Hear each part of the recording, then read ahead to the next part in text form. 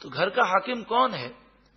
قرآن مجید فرقان حمید نے ارشاد فرمایا الرجال قوامون علی النساء، مرد عورتوں پر حاکم ہیں۔ گھر کا نظام چلانے میں مرد کا فیصلہ حتمی فیصلہ تصور کیا جائے گا، ہاں باہمی مشورہ لینا اور مشاورت کرنے میں کوئی حرج نہیں۔ بما فضل اللہ بعضهم علی بعض، ایسا کیوں ہے کہ گھر کا حاکم عورتوں کو نہ بنایا گیا، مردوں کو بنایا گیا؟ فرمایا یہ اللہ کی مشیت ہے، اس وجہ سے کہ اللہ بعض کو بعض پر فضیلت عطا فرماتا ہے، اس معاملے میں مرد کو فوقیت ہے۔ وَبِمَا أَنفَقُوا مِنْ أَمْوَالِهِمْ، اور یہ فوقیت اس وجہ سے ہے کہ مردوں نے عورتوں پر اپنا مال خرچ کیا، عورتوں کے فضائل بیان ہوئے۔ فالصالحات، پس نیک عورتیں وہ ہیں، قانتات، جو اللہ اور اس کے رسول کی فرما بردار ہیں، حافظات للغیب بما حفظ اللہ، اور جس طرح اللہ تعالی نے حفاظت کا حکم دیا اس طرح شوہر کی غیر موجودگی میں اس کے مال اور اس کی عزت کی وہ حفاظت کرتی ہیں۔ واللاتی تخافون نشوزہن، سوال یہ ہے کہ اگر ناچاکی ہو اور عورت حقوق ادا نہ کرے تو مرد کیا کرے؟ تو ارشاد فرمایا تم خوف کرو ان عورتوں کے بارے میں کہ وہ نافرمانی کر رہی ہیں، فاعظوہن، تو تم انہیں نصیحت کرو۔ یہ شریعت کا قاعدہ ہے کہ جب نصیحت کی جائے تو تنہائی میں کی جائے، اور یہ معاملہ مرد اور عورت کے درمیان ہو، گھر کے کسی اور فرد کے سامنے یہ مسئلہ نہ چھیڑا جائے، کیونکہ سب کے سامنے نصیحت کا اثر الٹا ہوتا ہے۔ نصیحت کی جائے، سمجھایا جائے، اور نصیحت جب کی جائے تو انداز نرم ہونا چاہیے۔ جب وہ نصیحت کر کر کے تھک جائے اور یہ خیال کرے کہ یہ اس پر کسی نصیحت کا اثر نہیں ہوتا، پھر کیا کرے؟ وَاهْجُرُوهُنَّ فِي الْمَضَاجِعِ، تم انہیں بستروں میں الگ کر دو، یعنی ان سے قطع تعلقی کر لو، بات چیت بند کر لو۔ یہ دوسرا اسٹیپ ہے، لیکن ابھی تک کسی کو یہ بات معلوم نہ ہو کہ تمہارا اور اس کا آپس کا معاملہ ہو، لیکن اس کے باوجود بھی عورت پر اثر نہ ہو۔ وَاضْرِبُوهُنَّ، تو پھر تم ان عورتوں کو مارو۔ لیکن یہاں دو باتیں یاد رکھنی ہیں۔ قرآن مجید فرقان حمید نے جو مارنے کی اجازت دی، یہ تیسرا اسٹیپ ہے۔ دوسری بات یہ یاد رکھنی ہے کہ مارنے میں یہ شرط ہے کہ چہرے پر مارنا جائز نہیں، سر پر مارنا جائز نہیں، اور یہ بھی شرط ہے کہ جسم پر اگر مارا جائے تو اس انداز میں مارا جائے کہ جسم پر نشان نہ پڑے، ہڈی کو نقصان نہ ہو، یعنی ہلکی مار تو جائز ہے، زور سے مارنا جائز نہیں۔ عورت کے لیے بھی یہی حکم ہے اور بچے کے لیے بھی یہی حکم ہے۔ اللہ تعالی ہمیں عمل کی توفیق عطا فرمائے۔ اور ایک جو ضروری بات ہے کہ مارنے کی اجازت مطلقاً نہیں بلکہ اس کی قیود شریعت میں بیان ہوئی۔ اگر عورت گھر کا کام کاج نہیں کرتی، شوہر کے کپڑے نہیں دھوتی، ساس اور سسر کی خدمت نہیں کرتی، اس وجہ سے مارنے کی اجازت نہیں ہے، سمجھا سکتے ہیں۔ مارنے کی اجازت کس صورت میں ہے؟ نماز نہ پڑھتی ہو، بے حیائی کے کام کرتی ہو، غیر مردوں سے تعلقات رکھتی ہو، پردہ نہ کرتی ہو، تو ان معاملات میں شوہر کو سختی کی اجازت ہے۔ لیکن افسوس کا مقام یہ ہے کہ عورت نماز پڑھے یا نہ پڑھے، آج کل کے مردوں کو اس کی پرواہ نہیں۔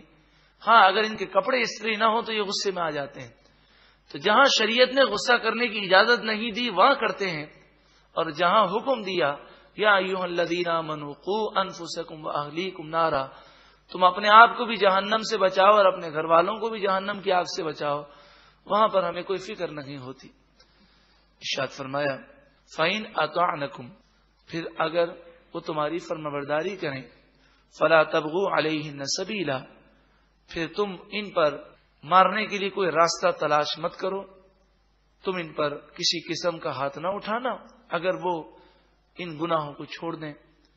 یہاں پر میں عرض کر دوں کہ مفسرین نے مارنے کے لیے 4 یا 6 مواقع لکھے ہیں، وہ چند ایک ہی ہیں، اس کے علاوہ خاتون کو مارنے کی اجازت نہیں ہے۔ ان اللہ کان علیٰ کبیرا، بے شک اللہ تعالی بلند و بالا ہے اور بڑا ہے. اگر تم مظلوم پر ہاتھ اٹھاؤ گے تو یہ سوچ لینا کہ اس مظلوم کا رب جو تمہارا بھی رب ہے وہ بلند و بالا اور سب سے بڑا ہے. وہ جب بدلہ لے گا تو تم دنیا کے اندر اس کے عذاب سے بچنے کے لیے کوئی حمایتی اور مددگار نہ پا سکو گے، بلکہ قبر و آخرت بھی تباہ ہوگی. اگر اس کے باوجود بھی عورت نہ مانے تو اب زور سے نہیں مار سکتے. ابھی تک یہ بات لوگوں کے سامنے ظاہر نہ ہوئی تھی، لیکن اب بھی عام لوگوں کو عورت کے عیوب بتانے کی اجازت نہیں. خاندان کے دو بڑوں کو جمع کیا جائے، ایک عورت کے خاندان کی طرف سے ہو، ایک مرد کے خاندان کی طرف سے ہو. یہ بڑی عمر کے افراد ہوں یا اگر بڑی عمر کے نہ ہوں تو سمجھدار قسم کے لوگ ہوں اور قریبی رشتہ دار ہوں جو حسد نہ رکھتے ہوں اور وہ سلو کروانا چاہتے ہوں. ان کے سامنے دونوں کا معاملہ رکھا جائے اور وہ دونوں سلو کرنے کی کوشش کریں. وَإِنْ خِفْتُمْ شِقَاقَ بَيْنِهِمَا، اور اگر تم خوف کرو ان دونوں کے درمیان جھگڑے کا، فَبَعَثُوا حَكَمًا مِّنْ أَهْلِهِ، تو ایک فیصلہ کرنے والا شوہر کے اہل سے مقرر کرو، وَحَكَمًا مِّنْ أَهْلِهَا، اور ایک فیصلہ کرنے والا عورت کے اہل سے مقرر کرو. إِن يُرِيدَا إِصْلَاحًا يُوَفِّقِ اللَّهُ بَيْنَهُمَا، اگر یہ دونوں فیصلہ کرنے والے اصلاح کی کوشش کریں تو اللہ تعالی مرد اور عورت میں موافقت پیدا فرما دے گا. ان اللہ کان علیما خبیرا، بے شک اللہ تعالی علم والا، خبر رکھنے والا ہے. ضمناً ایک بات عرض کروں کہ حضرت علی رضی اللہ تعالی عنہ کے دور میں وہ جو قوم پیدا ہوئی تھی کہ جو قرآن بھی پڑھتے تھے، نماز بھی پڑھتے تھے، تہجد بھی پڑھتے تھے، لیکن قرآن پاک غلط سمجھنے کی وجہ سے خود بھی گمراہ ہوئے اور انہوں نے صحابہ کرام پر شرک کا الزام لگا دیا. تو جو انہوں نے الزام لگایا تھا اس میں یہ الزام بھی تھا کہ حضرت علی رضی اللہ تعالی عنہ نے ایک فیصلہ کرنے والا مقرر کیا کہ مسلمانوں کے دو گروہوں میں لڑائی ہے تو ایک فیصلہ کرنے والا مقرر کیا، جو اس کا فیصلہ ہوگا ہم قبول کریں گے. تو یہ خارجی یہ نعرہ لگانے لگے ان الحکم الا للہ، فیصلہ کرنے والا تو صرف اللہ ہے.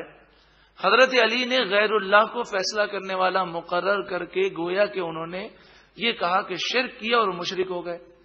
تو حضرت عبداللہ بن عباس کو جب حضرت علی نے بھیجا تھا کہ خارجیوں کو جا کر سمجھائیں تو حضرت عبداللہ بن عباس نے یہی آیت کریمہ پڑھی. علامہ ابن جوزی نے تلبیس ابلیس میں یہ بات وضاحت کے ساتھ لکھی ہے. علامہ ابن جوزی وہ عظیم محدث ہیں کہ دنیا انہیں محدث تسلیم کرتی ہے. 1,00,000 کافروں نے ان کے دستے مبارک پر اسلام قبول کیا اور علامہ ابن جوزی یہ کتاب 800 سال قبل لکھتے ہیں، تلبیس ابلیس، جس کا ذکر کتاب معیار ہدایت میں تفصیل سے موجود ہے.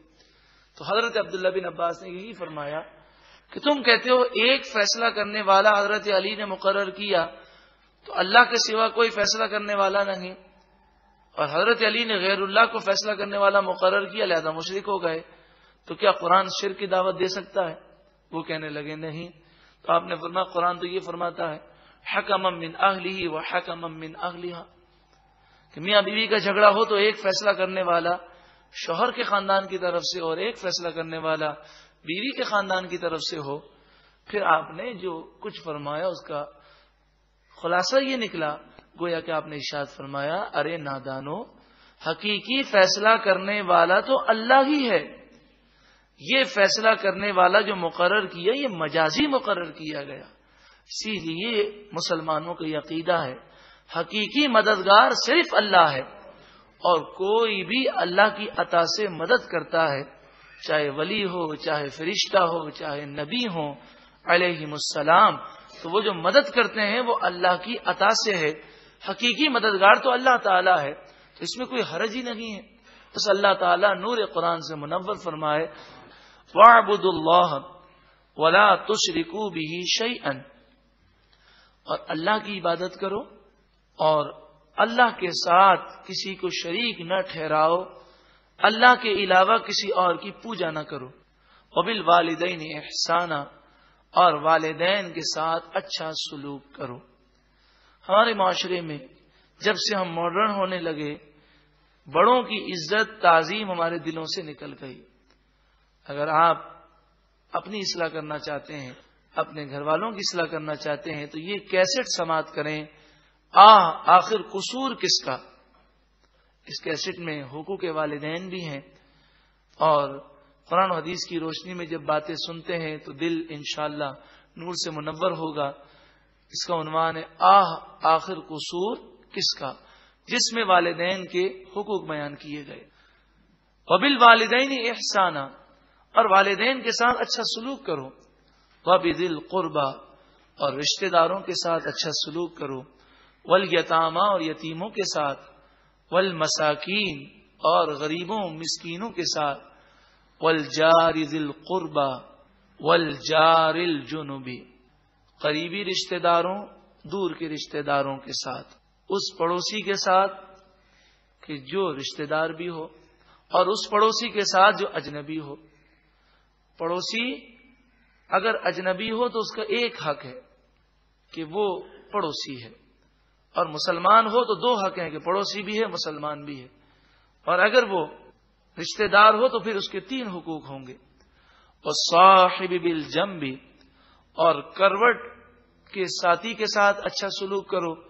اس سے مراد یہ ہے کہ جس محفل میں آپ بیٹھے ہیں، جو آپ کے برابر میں بیٹھا ہے، اس کے حقوق کو ادا کریں، اس کے لیے جگہ کو شادہ کریں، اسے تکلیف نہ پہنچائیں، ایسی بات نہ کریں جو اس کی دل آزاری کا باعث بنے.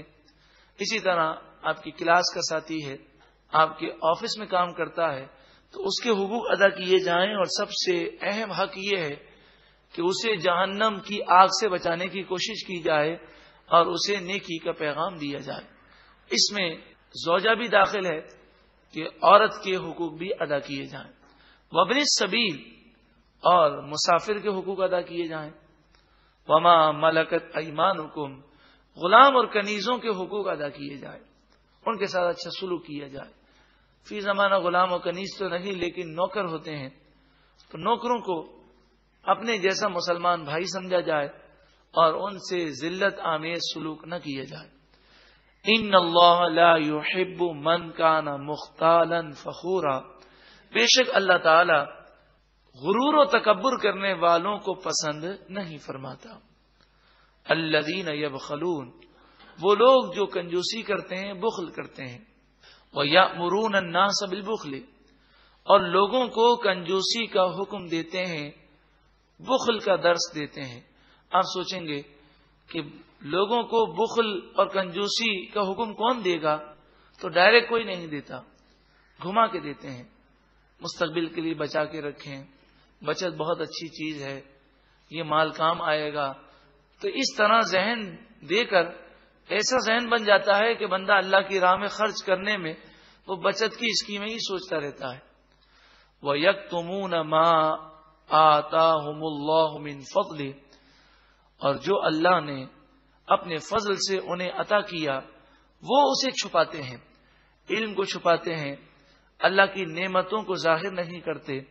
یہاں یہودیوں کی مذمت ہے جو توریت کے احکامات چھپاتے ہیں. وَأَعْتَدْنَا لِلْكَافِرِينَ عَذَابًا مُهِينًا، اور ہم نے کافروں کے لیے ذلیل کرنے والا عذاب تیار کر رکھا ہے. وَالَّذِينَ يُنْفِقُونَ أَمْوَالَهُمْ رِئَاءَ النَّاسِ، اور وہ لوگ کہ جو لوگوں کو دکھانے کے لیے مال خرچ کرتے ہیں.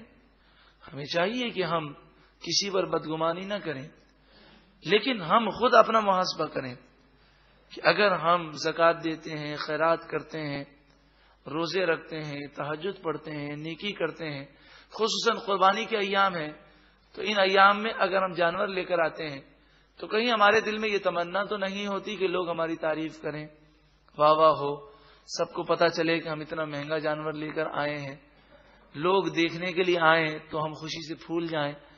اگر یہ کیفیت ہمارے دل میں پیدا ہوتی ہیں تو ہمیں اپنے دل کی اصلاح کرنی ہے، کسی پر بدگمانی نہیں کرنی، اپنے آپ کی اصلاح کرنی ہے. کیونکہ ریاکاری کا تعلق دل سے ہے، ظاہری افعال سے نہیں جانا جا سکتا کہ وہ دکھلاوا کر رہا ہے کہ اللہ کی رضا کے لیے کر رہا ہے۔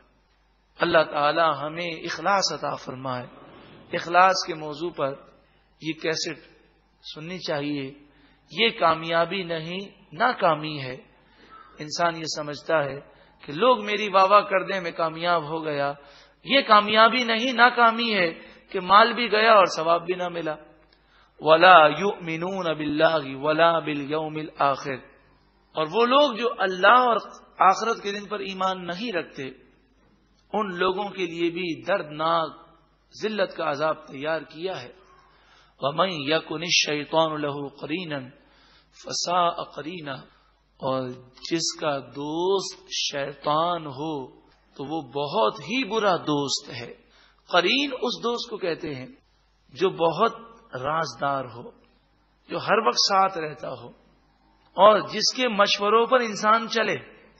تو جب شیطان کو ایسا دوست بنا لے کہ اسی کے مشوروں پر اللہ کی نافرمانی کی جائے، کتنا انسان نے برے شیطان کو، جو سب سے برا ہے، خود بھی جہنمی ہے، دوسروں کو جہنم میں لے جائے گا، اس کو اپنا دوست بنا لیا، اس کی باتیں مانتا ہے۔ وَمَاذَا عَلَيْهِمْ، ان کا کیا نقصان تھا؟ لَوْ آمَنُوا بِاللَّهِ وَالْيَوْمِ الْآخِرِ، اگر وہ ایمان لاتے اللہ پر اور آخرت کے دن پر۔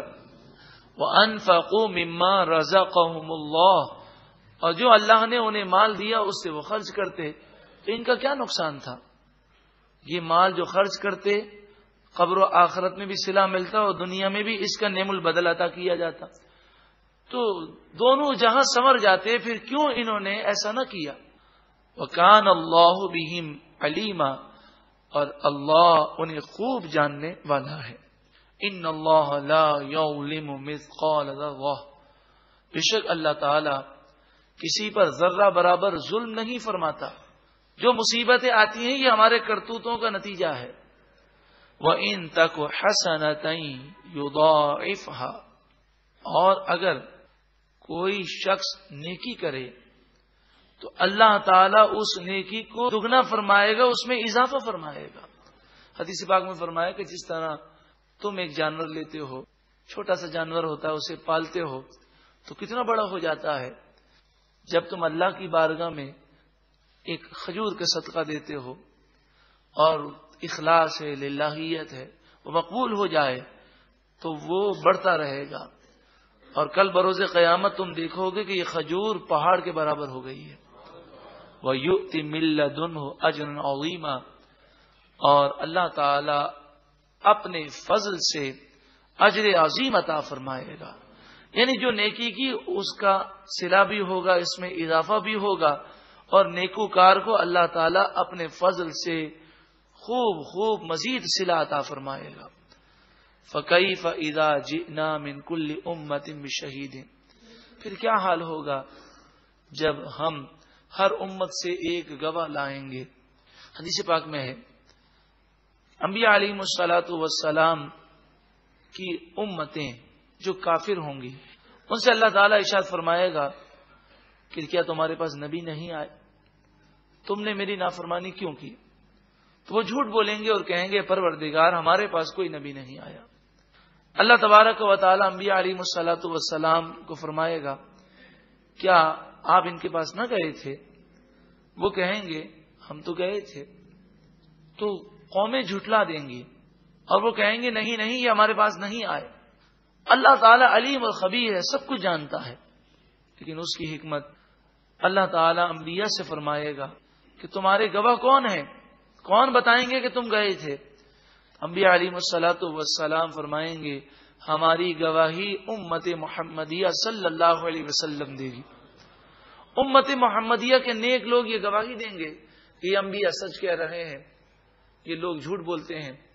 تو لوگ کہیں گے اے پروردگار یہ تو ہم سے بعد میں آئے، انہیں کیا پتا انبیاء آئے یا نہ آئے۔ تو اللہ تعالیٰ امت محمدیہ سے فرمائے گا کہ تمہیں کیسے پتا چلا اور تم یہ گواہی کیوں دیتے ہو؟ تو وہ کہیں گے مالک و مولا ہمیں تیرے محبوب کریم صلی اللہ علیہ وسلم نے بتایا، ان سے ہمیں خبر ہوئی کہ ہر نبی نے اپنی تبلیغ کا فریضہ پورا انجام دیا۔ نبی کریم صلی اللہ علیہ وآلہ وسلم تشریف لائیں گے، وَجِئْنَا بِكَ عَلَى هَؤُلَاءِ شَهِيدًا، اور اے محبوب ہم آپ کو تمام پر گواہ بنائیں گے۔ نبی کریم صلی اللہ علیہ وآلہ وسلم جب تشریف لائیں گے اور گواہی دیں گے، محدثین فرماتے ہیں، حدیث پاک میں ذکر ہے کہ اس وقت امتیں اعتراض نہ کریں گی کہ یہ نبی تو بعد میں آئے۔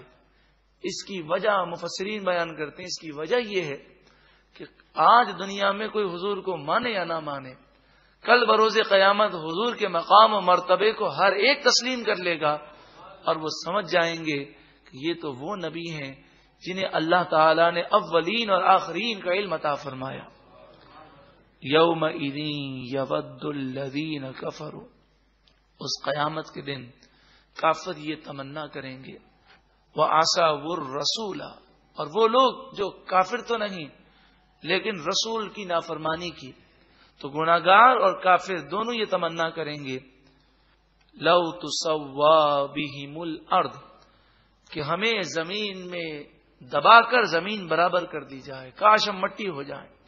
حدیث پاک میں ہے کہ وہ یہ منظر دیکھیں گے کہ ایک سینگ والی بکری بغیر سینگ والی بکری کے سامنے پیدا کی جاتی ہے، اور دنیا کے اندر سینگ والی بکری نے اگر بغیر سینگ والی بکری کو سینگ مارے تو اللہ تعالیٰ کل بروز قیامت بغیر سینگ والی بکری کو یہ اختیار دے گا کہ وہ بدلا لے۔ اب اس کے سینگ پیدا ہوں گے اور وہ سینگ مارے گی، اپنا بدلہ لے گی، اور پھر یہ دونوں بکریاں مٹی ہو جائیں گی۔ اس وقت یہ کافر اور گناہگار لوگ تمنا کریں گے کہ کاش ہم بھی جانور ہوتے اور آج ہم بھی مٹی ہو جاتے، ہم جہنم کی عذاب کی طرف نہ دھکیلے جاتے۔ وَلَا يَكْتُمُونَ اللَّهَ حَدِيثًا، اور وہ اللہ سے کوئی بات نہیں چھپا سکیں گے۔ یا ایھا الذین آمنوا، اے ایمان والو، لا تقربوا الصلاۃ، نماز کے قریب نہ جاؤ۔ دیکھیے، جب بھی قرآن کو سمجھا جائے تو پوری آیت کو سمجھنا ضروری ہے، شان نزول کا سمجھنا ضروری ہے، اس کا پس منظر سمجھنا ضروری ہے، یہ حکم عام ہے کہ خاص ہے یہ سمجھنا ضروری ہے، اور آگے پیچھے سے بھی دیکھنا پڑتا ہے کہ بات کیا چل رہی ہے۔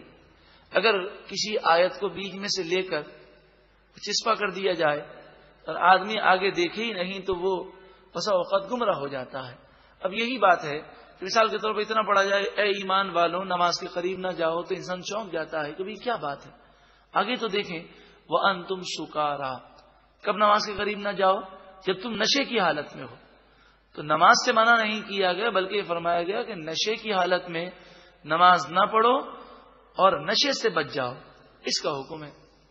اسی طرح قرآن مجید فرقان حمید میں سورہ جن میں ایک آیت کریمہ ہے، وہ میں آپ کے سامنے آیت نمبر پیش کرتا ہوں۔ تو سورہ جن میں ایک آیت کریمہ ہے، تو ایک جگہ میں نے لکھا ہوا پایا، وہاں پہ یہ لکھا ہوا تھا کہ اللہ تعالی ارشاد فرماتا ہے، عالم الغیب فلا یظہر علی غیبہ احدا، سورہ جن آیت نمبر 26۔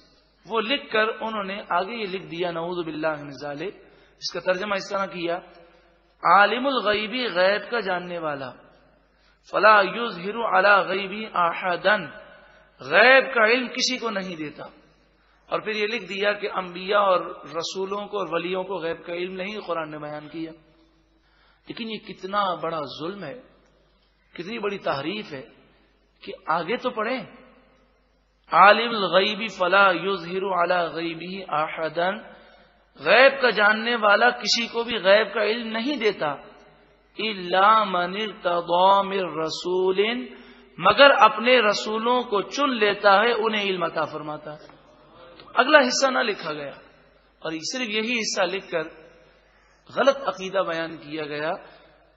یہ قرآن و احادیث سے ثابت ہے کہ اللہ تعالی نے انبیاء کو، رسولوں کو غیب کا علم دیا، لیکن یہ علم ذاتی نہیں بلکہ اللہ کی عطا سے ہے۔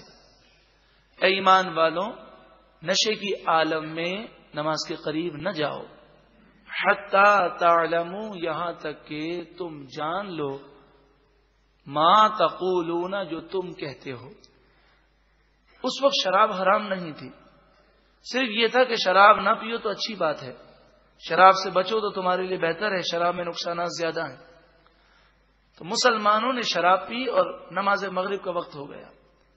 جب نماز پڑھی گئی تو نماز پڑھانے والا شراب کے نشے میں تھا، اس نے سورہ کافرون پڑھی اور قل یا ایھا الکافرون لا اعبد ما تعبدون، اس میں نفی جو لا ہے اس کو وہ پڑھنا بھول گئے نشے کے عالم میں، تو اس سے معنی پورا چینج ہو جاتا ہے۔ لا اعبد ما تعبدون کے معنی ہے کہ جن بتوں کی تم پوجا کرتے ہو میں ان کی پوجا نہیں کروں گا، اور اگر ہٹا دیا جائے تو معنی ہو جاتے ہیں کہ جن بتوں کی تم پوجا کرتے ہو میں بھی انہی کی پوجا کرتا ہوں، نعوذ باللہ من ذالک۔ تو نشے کے عالم میں تھے، انہیں پتہ نہ چلا، تو اس پر یہ آیت کریمہ نازل ہوئی اور یہ حکم ہو گیا کہ اب نماز کے اوقات میں شراب پینا منع ہے۔ نماز کے اوقات میں مسلمان شراب نہ پیتے، اور پھر 7ویں پارے میں شراب کی حرمت نازل ہو گئی۔ پھر اس کے بعد شراب کا ایک قطرہ بھی مسلمانوں کے لیے، ہم سب کے لیے حرام ہے۔ ولا جنوبا، اور جب تم جنبی ہو، تم پر غسل فرض ہو تو نماز کے قریب نہ جاؤ، پہلے غسل سے فارغ ہو۔ الا عابری سبیل، مگر تم مسافر ہو تو پھر اس کے مسائل دوسرے ہیں کہ مسافر ہو اور پانی نہ ہو تو تیمم کر کے وہ نماز پڑھ سکتا ہے۔ حتی تغتسلوا، یہاں تک کہ تم غسل کر لو، جب تک غسل نہ کر لو، جنابت سے پاک نہ ہو جاؤ، نماز نہ پڑھو۔ وَإِن كُنتُم مَرْضَىٰ، اور اگر تم مریض ہو، پانی تمہیں نقصان کرتا ہو، غسل نہ کر سکتے ہو یا وضو نہ کر سکتے ہو، او علی سفرین، یا سفر میں ہو کہ پانی ہے تو صحیح لیکن پانی لینے کے لیے ٹرین سے اتریں گے بالفرض تو ٹرین چلی جائے گی، قافلہ چلا جائے گا، اس طرح کے معاملات ہوں، یا سفر میں پانی نہ ملے۔ او جاء احد منکم من الغائط، یا تم میں سے کوئی بیت الخلاء سے آیا ہو، بے وضو ہو۔ او لامستم النساء، یا تم نے عورتوں کو چھوا ہو، یعنی تم پر غسل فرض ہو گیا ہو۔ فلم تجدوا ماء، پھر تم پانی پر قادر نہ ہو، یا تو پانی موجود نہ ہو یا استعمال کی قدرت نہ ہو کہ مرض بڑھ جائے گا، جان سے چلے جائیں گے۔ فتیمموا صعیدا طیبا، تو تم پاک مٹی سے تیمم کرو۔ فامسحوا بوجوہکم وایدیکم، پھر تم اپنے چہروں کا مسح کرو اور اپنے ہاتھوں کا مسح کرو۔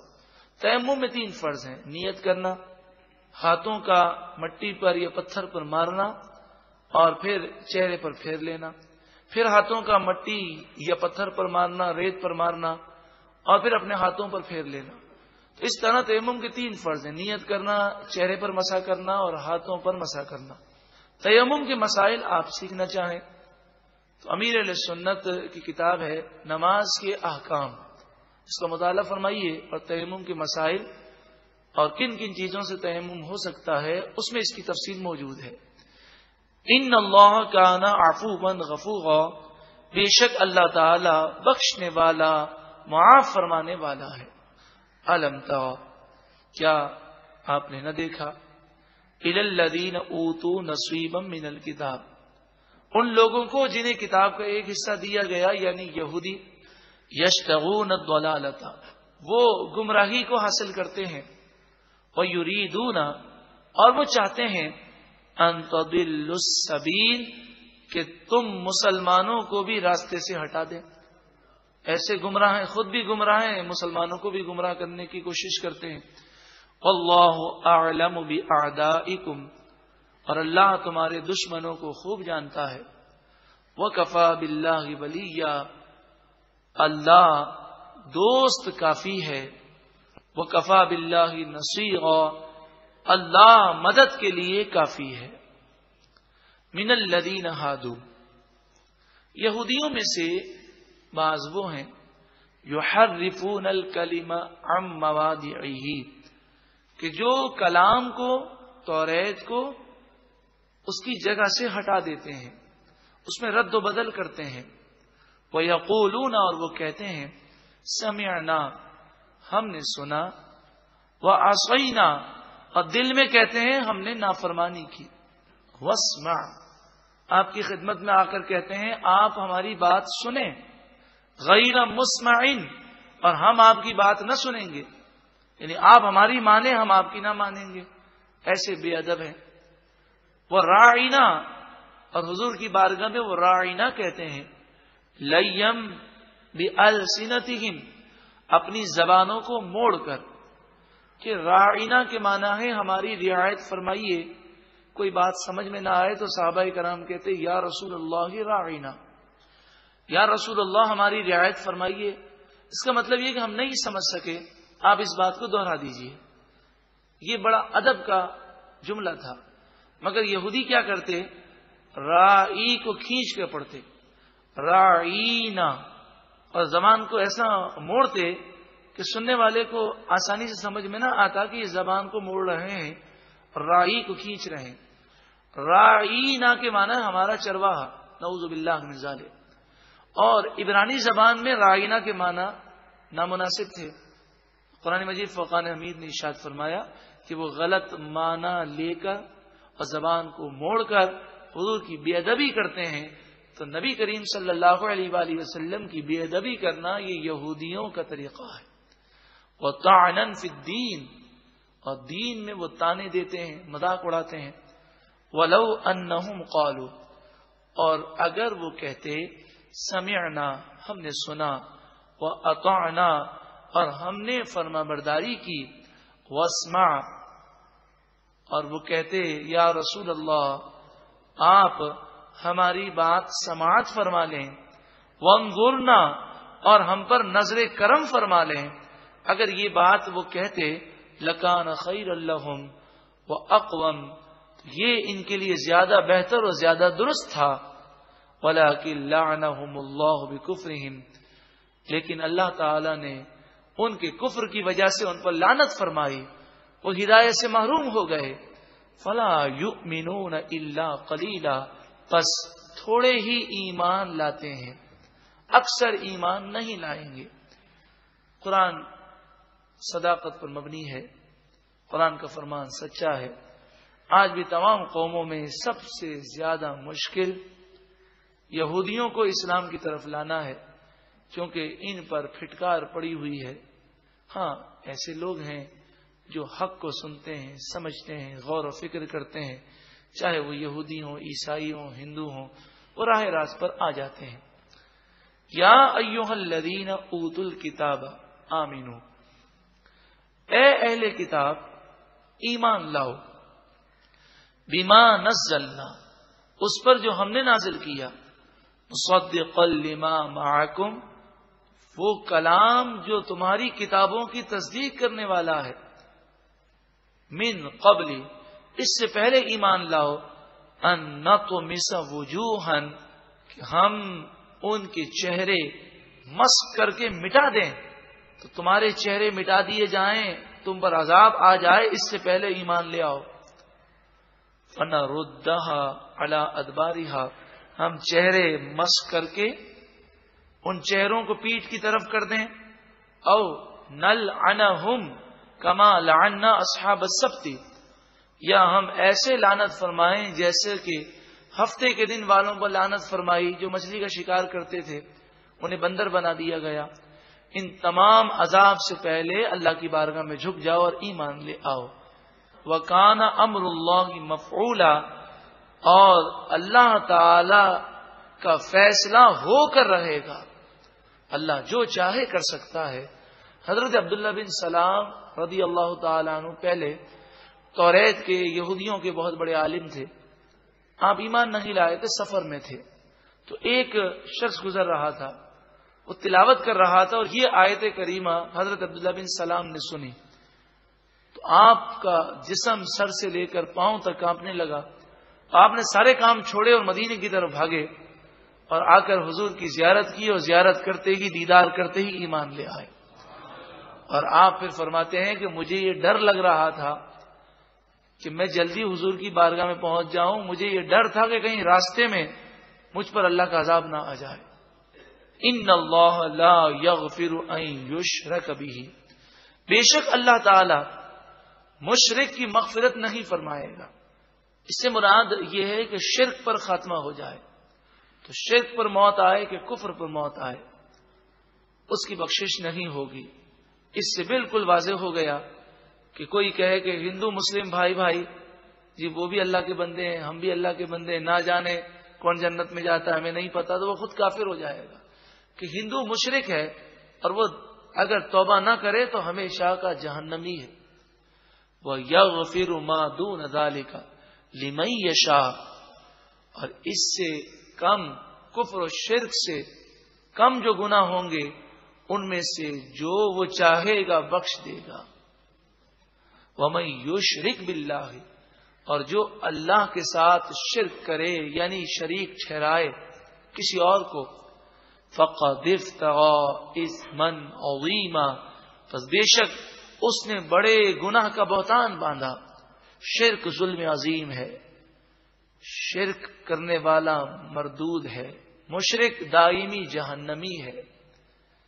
اللہ تعالی شرک اور کفر سے مسلمانوں کو محفوظ فرمائے اور ایمان کی سلامتی نصیب فرمائے۔ اللہ تعالیٰ معاف فرمائے۔ ایسے مسلمان کہلانے والے ہیں کہ کرسمس کا موقع آیا تو چرچ میں جا کر عیسائیوں کی جو من گھڑت عبادتیں ہیں وہ بجا لائے، اور دیوالی اور ہولی کا موقع آتا ہے نعوذ باللہ من ذالک مندر جاتے ہیں، بتوں کو سجدہ کرتے ہیں۔ یہ شرک ہے۔ اللہ تعالی ہم سب کو محفوظ فرمائے۔ شرک کی حقیقت، یہ کیسٹ ضرور سماعت کریں، شرک کی حقیقت جس میں یہ بتایا گیا کہ کون سی چیزیں شرک ہیں اور کون سی چیزیں ایسی ہیں جن سے بچنا ضروری ہے۔ الم تر الی الذین یزکون انفسہم، کیا آپ نے نہ دیکھا ان لوگوں کو جو اپنی جان کو اچھا قرار دیتے ہیں، اپنی تعریفیں کرتے ہیں۔ کون اچھا ہے کون برا ہے یہ تو اللہ ہی جانتا ہے۔ اپنے منہ سے اپنی تعریفیں نہ کی جائیں، بل اللہ یزکی من یشاء، بلکہ اللہ تعالی جسے چاہتا ہے ستھرا فرماتا ہے۔